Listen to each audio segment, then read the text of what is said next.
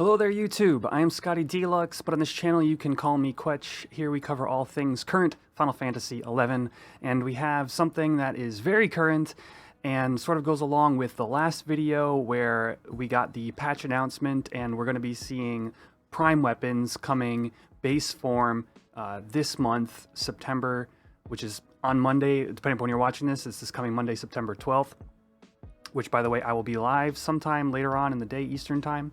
So keep an eye out for that. However, we have new information about both September and October from the Japanese announcement, translated by Funkworks here. They are doing 2 months at a time as opposed to us getting sort of like the month right before it happens. And there's some further information here. I just want to go over quickly. This is going to be a quick video to get this out the door, obviously before Monday's update hits. So you can see here they're talking about September. We are getting Ambuscade switched out, which we knew. There's some information on how to fight those fights here. Then they go on to say, and then October is going to be, you know, these fights, the Medusa and V2 is under development, which either means they are making changes to one of the fights we've already had, or they're developing a new version 2. I don't remember which one this is off the top of my head, but I believe it's a rerun. Voracious Resurgence. Here's a screenshot of the new area. So this is where we're going on, again, on Monday update day. We knew already that we were getting a new place in Adeline to go to. So here's what it looks like.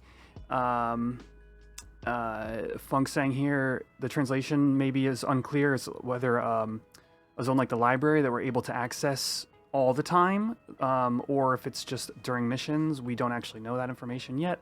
Hopefully it's a whole new area that we can go in and check out. Next up, more info on the Prime weapons. Here's what we didn't know on the other day's update video. Well, we did know it's created by progressing in Chapter 9. That much they made clear to us. However, we now are aware that it's going to cost 10,000 Gallimaufry to craft. Probably only the base weapons, of course. 10k Gallimaufry. Gallimaufry is basically the points that drop during sortie, and 10,000 is what you need to upgrade a single piece of MP armor. In general, groups that are figuring out, have started to attempt the goals and started to become successful at them, are making like 16,000 plus per run, so 10,000 really isn't that much, which is why this is very likely only the base weapon involved.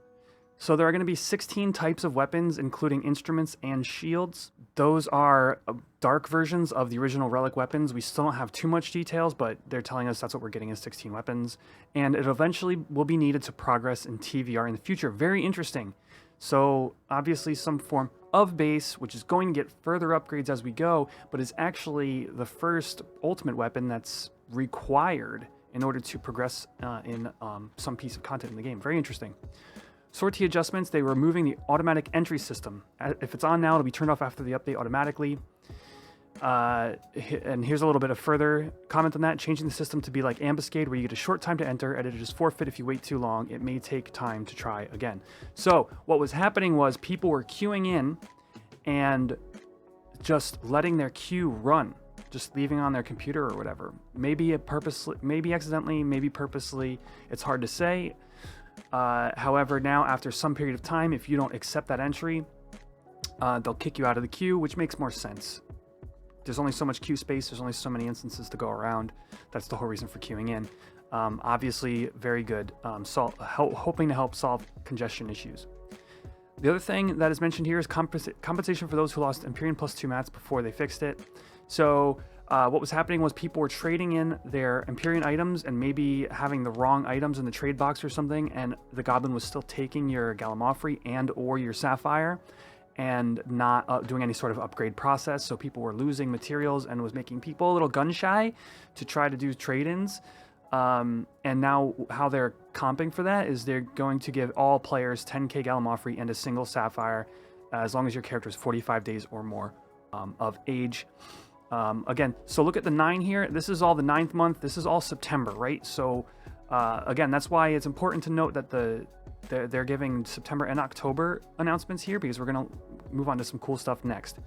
And so don't forget to get your Gallimaufry and your free Sapphire. So basically, they're giving us enough Galli to pay for one of our Prime weapons. Pretty sweet. Now, here's the interesting part. October, Empyrean +3. Already, we got Empyrean +2 in August. Players that I talked to have been expecting maybe a December time frame, maybe even as late as January. You know, of course, if there's any kind of development issues, but it seems like they're ready to go. So they're adding a new area to Sortie, which is cool. So obviously, they've already got the dev work for Sortie done. So to me, that's why I'm hopeful that this is going to go as planned.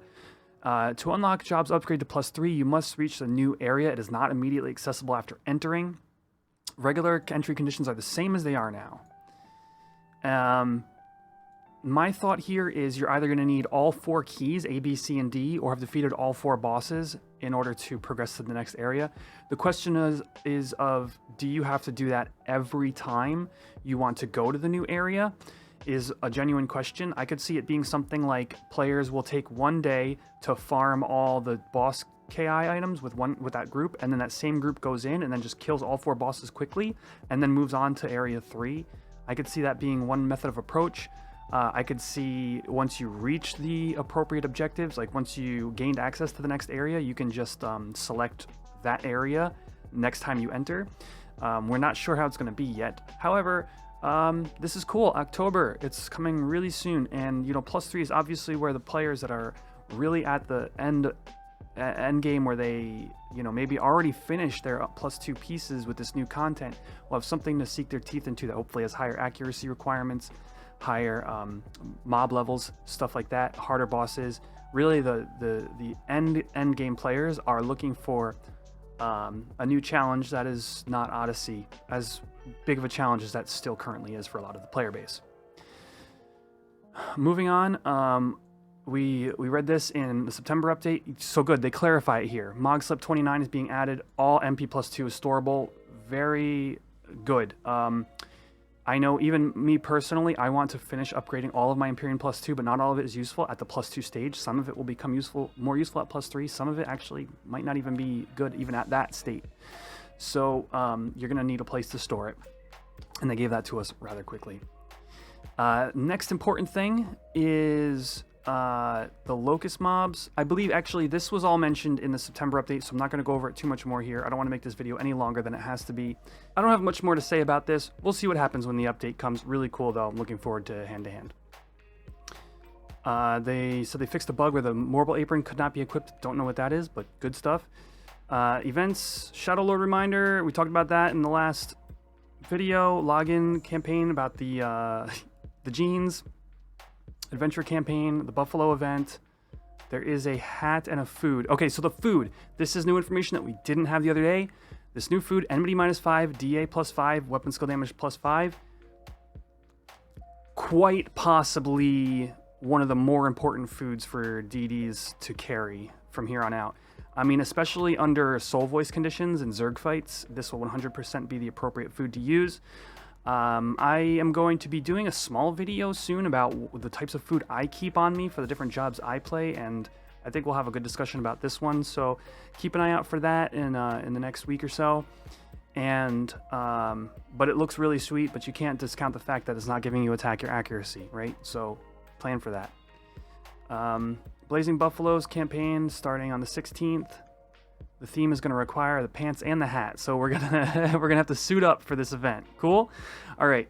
Last thing here, it seems like the Halloween event will be on the 24th. That'll be when you can get your scythe and whatnot. So anyway, cool pants and hat. I'm for it. KRT and Crawler's Nest changes. Very interesting. We'll see how that pans out. Empyrean armor +3 coming in October, sooner than a lot of the player base expected. A lot going on and a lot more to come as we move on with these prime weapons and the TVR missions. So a lot to look forward to in Final Fantasy XI right now. Catch me live on twitch.tv/ScottyDeluxe. Check the description down below for what times I'll be streaming, and I'll see you next time, YouTube. Peace out.